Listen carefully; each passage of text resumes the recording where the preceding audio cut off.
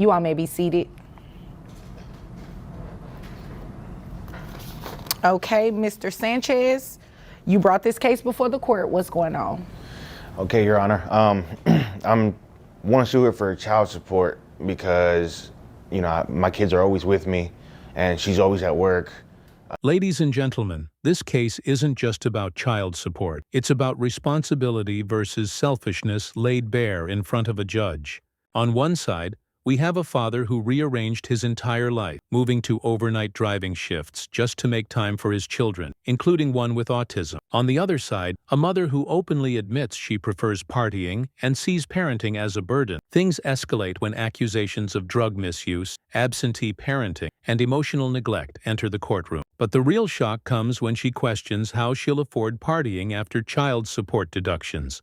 Judge Vonda's patience runs thin, and what follows is a financial judgment that hits harder than she expects. Stay with this, because the emotional turning points are brutally honest and eye-opening. You know, she's always working for the hospital. You know, yeah, we said back then that we could do this together as one. I went so much as far as swapping complete schedules. I started doing overnight shift now, just so I can be there for my kids and everything. And she was supposed to be working for mornings, which she was, but she volunteered for more hours, and even when she's not at work, she's just never home. I don't know where she is. She doesn't call us. She doesn't call our kids. My kids are always wondering where she's at, and you know, I myself, sure, she can do what she wants as long as she lets me know where she is for her own safety. But my kids always wonder where she's at.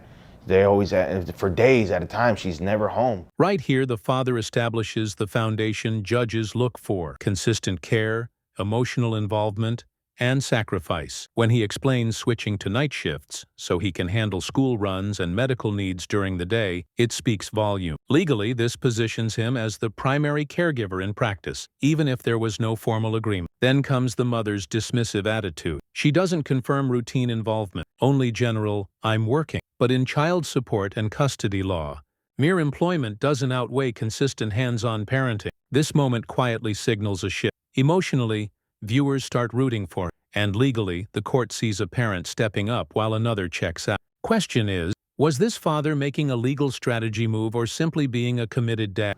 And we broke it off several weeks ago, and only with my income alone, I can't really just do it with just me and my kids, especially that one has autism. I've always got to take her to the doctor and whatnot, and for these past 3 weeks, I have not seen or heard from her, even as so much as trying to help out with the kids or anything like that. So I can't get it. I'm surprised she's even here at court today. Okay, when you say kids, how many? I have two. Two, all right. You mean we? Like you? No, I have two. Ma'am, I'm addressing him. So he answered appropriately, and you'll have your opportunity to speak, okay? Okay. Okay. Thank you, Your Honor.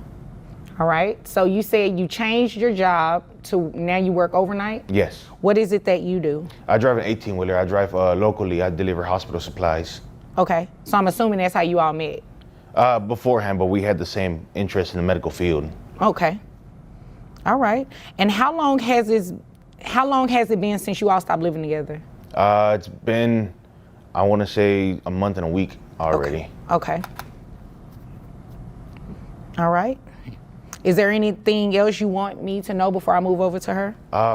As soon as allegations about pills and needles surface, the courtroom energy shifts dramatically. Even though no hard evidence is presented at this stage, the father frames a narrative of parental danger and neglect, a serious trigger for judicial concern. Court principles focus on the best interest of the child, and any mention of drugs around children immediately raises red flags. What strengthens his credibility is his concern about the kids finding substances before he does. This paints a picture of real household risk. Meanwhile, the mother's uncertain responses and lack of presence undermine her reliability. Whether or not the drug claim is fully proven, the concern itself impacts the judge's perception of safety and stability. Do you think this was honest concern or a strategic blow? She just, for as long as I can remember, about 2 years now, she's just never been wanting to come home really. And honestly, I've caught her having some painkillers that I would only assume she's taken from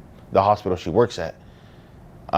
She's either on painkillers, or sometimes I'll find needles around and whatnot. So I know she works at a hospital, so she's got to get the drugs from there. Okay. Is there anything else you want me to know? I just hate that it's really around the kids. The kids find it before I do most of the time. Oh my. Yes. Ma'am? I mean, I'm not sure where he's getting this intel from, but that's Obviously not the true. kids. I mean, Are you saying your kids are liars?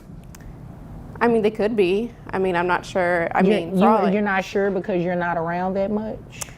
I am around. I just have to work all the time. I mean, it's not my fault that, saving lives isn't important to him.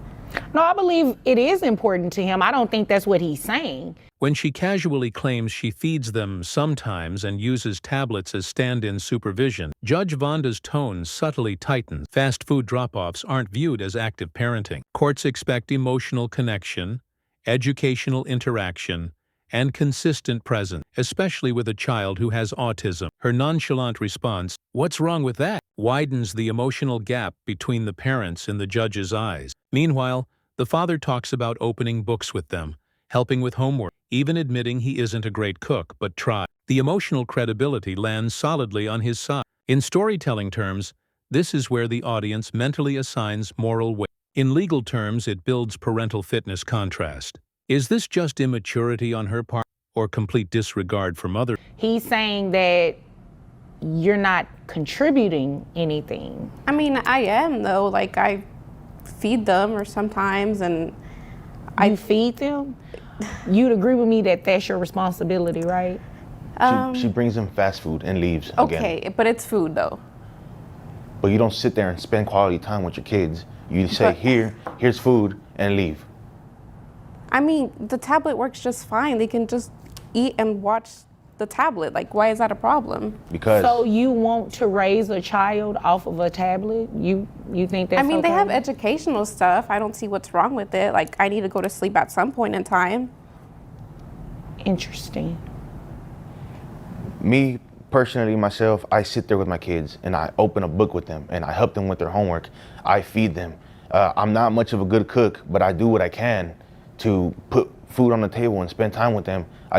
It doesn't matter if I lose sleep over it. I mean, that's why I went to overnight, because I want to spend time with my kids. I went to changed overnight. his shift to As he spend more should, time he's with a the dad. kids. As you should, you're a mom. The audacity. This is the moment Judge Vonda openly reacts. As you should, you're a mom. The audacity. The courtroom tension explodes into judgment. Her disbelief reflects both a legal and moral standpoint. Parental duties don't disappear because one parent does more. The mother's repeated claim that the father should handle it frames her as entitled rather than overwhelmed. Legally, this is disastrous for her. Courts penalize intentional avoidance of responsibility, especially when children have special needs.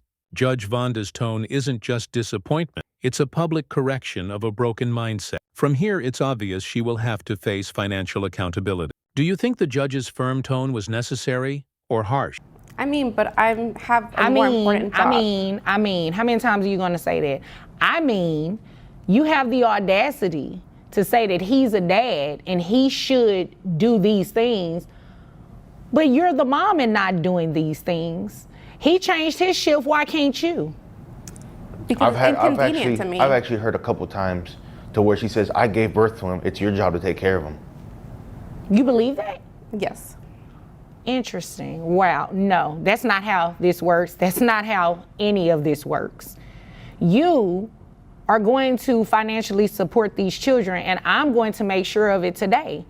And you may want to look into trying to do a shift change yourself so you can spend some time with the kids. I mean, obviously, I can't court order you or force you to spend time with them, but you should want to spend time with the kids. And I mean, considering that one of them has autism, you should want to spend more time with your kids.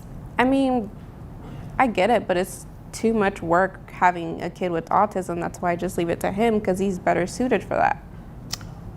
Right, yeah, no. I'm not about to do this game with you. Since you left, When the judge confronts her with the question, "Have you given him any money since leaving?" her answer is a simple no. That one-word response damages her legal standing massively. Support obligations exist even without a court order.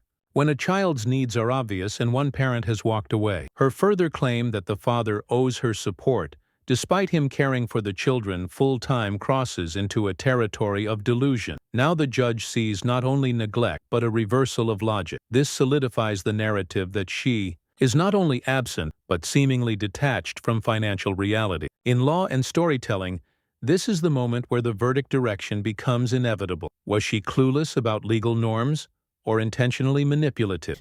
a month and a week ago, have you given him any money for the children? I don't need an explanation either. It's a yes or no. No. Okay, thank you. All right. She's actually asked for money instead of giving. And then you have the nerve to ask for money and the kids are with him? I mean, he has an obligation to give me support.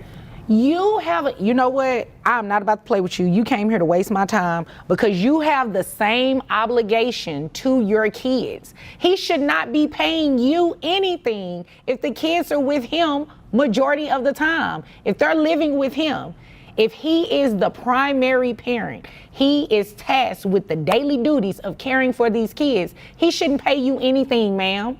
And it is ridiculous that you believe that he should. This section cements financial accountability. When asked about income, she confidently states she earns $60,000 a year. On paper, that looks stable, but the second she claims health insurance is solely the father's job, she ruins her credibility, especially since she is a nurse with clear access to employer plans. Judges see health insurance decisions as reflections of responsibility prioritization. Selecting individual-only coverage instead of including her children undercuts her claim of being a responsible provider. Her justification, "It's his job to take care of them," shows absolute refusal to share parental duty. This isn't just irresponsible, it's legally self-destructive. Should a parent who chooses not to insure their own kids pay more? Yeah, no, we're not doing that. This is what we're going to do. How much money you make a year? $60,000. Okay, $60,000. All right, health insurance. That's about I just have the individual. He has a family one under his plan, so I just Yes. pay $80 every 2 weeks. Okay, health insurance. Is it private health insurance? Is the children under Medicaid? What are It's we doing? Medicaid. Medicaid? Yes. Okay. So you're going to have to pay that back to Medicaid, just FYI, unless you want to put them on private health insurance, which I don't see why you would have a problem with it. You're a nurse. You have access to private health insurance, right? Yes. So why did you just get an individual plan when you have a family? That was a question. Because it's his job to take care of them, and I shouldn't have to spend You know what? money. Don't say that again about what his responsibilities are and what his job is, because you're a mom.